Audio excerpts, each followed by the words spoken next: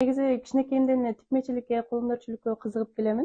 Ошолордун кичинемден ошондой адатым бар эле, өзүмө көйнөк тигип алмай, анан турмушка чыккандан кийин дагы бул жакта дагы апам чебер экен, экөөбүз отуруп алып, апам бычы берет, мен кийимдерди тигип беремин.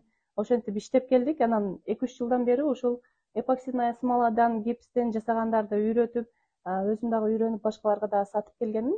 Азыр эми ушул жаңыдан хит болуп кетти. Ушул себеттер, сандыктар, шөкүлөлөр тойлорго көтөрмөй, ошолор дагы кызыгып, көпчүлүк азыр үйрөнө элек. Жаңыдан келгендиктен мен дагы бул өнөрдү дагы үйрөнүп, башкаларга дагы үйрөтүп келемин да.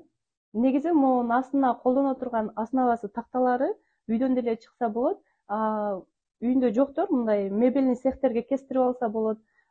Мебельный цехтен размерлерин айтса кесип берет. Мен өзүм үйдөн ошол өзүм аппаратым бар. Ошол менен кесип, бүт баарын үйдөн жасаймын. Буттарын заказ кыламын, Бишкектен, Оштон келет. Бул дагы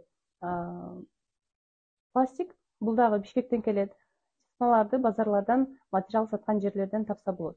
Бул себеттерге болсо, азыр кыздарга сөйкө салганда сөйкөнү белек кылып көтөрүп барышат го, ошого жакшы кетип жатат ушулар.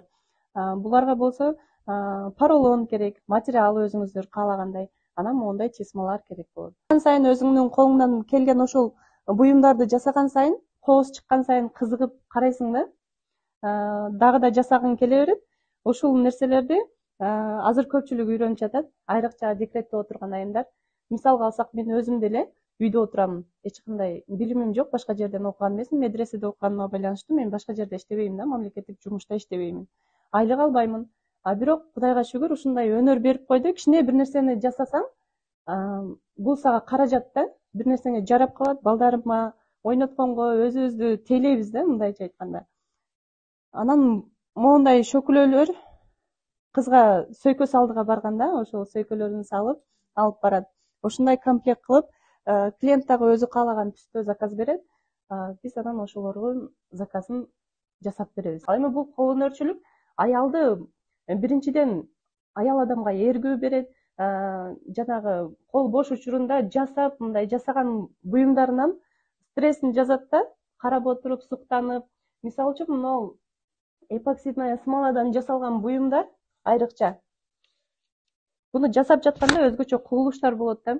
Түстөр бири-бирине аралашып, жакшына эффекттер чыгат. Ошол кезде дагы ушуларды карап дагы мээң эс алат да, кадимкидейчи. Жасаган буюмуңду карап, ошого суктанып, бирөө мактап койсо анан бетер көп дегендей.